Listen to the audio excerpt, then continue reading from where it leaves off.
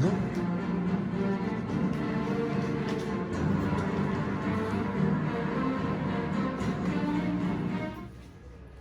Hello and welcome to Meet Heaven. My name is Valentina Chavez and I will show you what's happened in Syria. 1 month ago, a small family of Syria were forcibly displaced. Okay, no, wait a second. Go ahead. No, where? Say, No, continue. No. Um, were forced to flee their country thanks to violence and persecution. Our reporter Catalina was first on scene. Catalina, please tell us more about this terrible incident. Thank you, Valentina. Well, civil war in Syria began approximately 9 years ago and was originated by corruption, poverty, and human rights violations, among other things. But what has stood out the most is inequality and injustice, which sadly has not ceased until today. So far, according to our experts,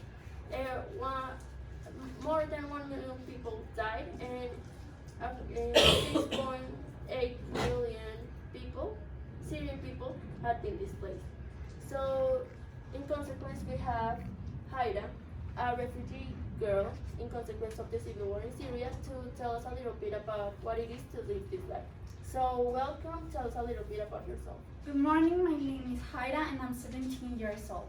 So, tell us, Haida, how did everything start? Well, everything started when the ISIS rented my family because of the political opinions that had. They persecuted us everywhere. So my parents took the decision of leave the country and move into Germany. A week later, my mom was helping my little brother with his lugging and telling my dad that everything was going to be okay. So, what happened next? Well, at first, we had to take a little boat to Greece and with 20 other people that also had problems with the government. It was horrible, really horrible. At first, the space was very short and also these people had life jackets, so it didn't help either.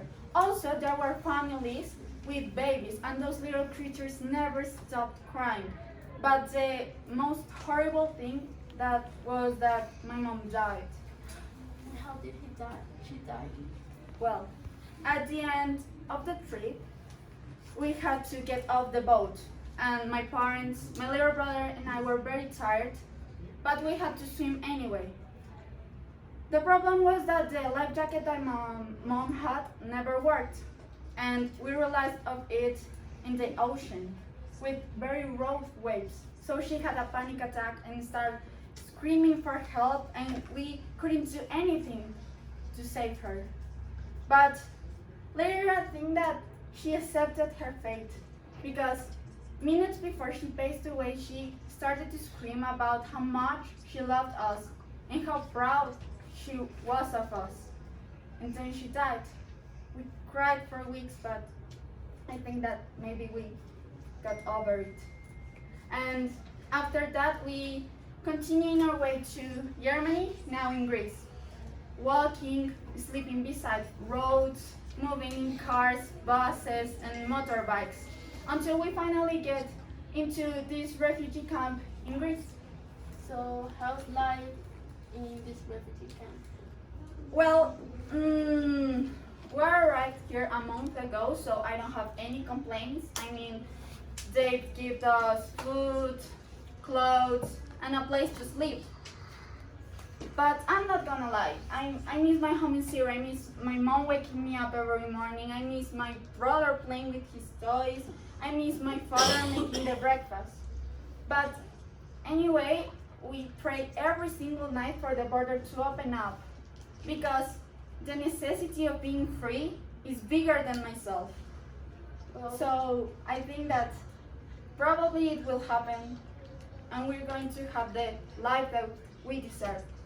Well, thank you so much for your time, Haida. And to conclude, we'll go back to the studio to listen to our expert.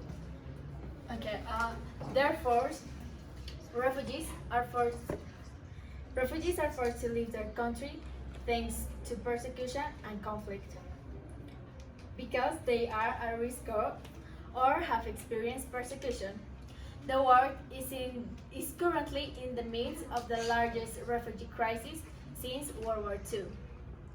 An unprecedented 70.8 million people have been forcibly displaced worldwide, and 37,000 people are forced to flee their homes every day due to conflict and persecution. Thanks, and see you next week.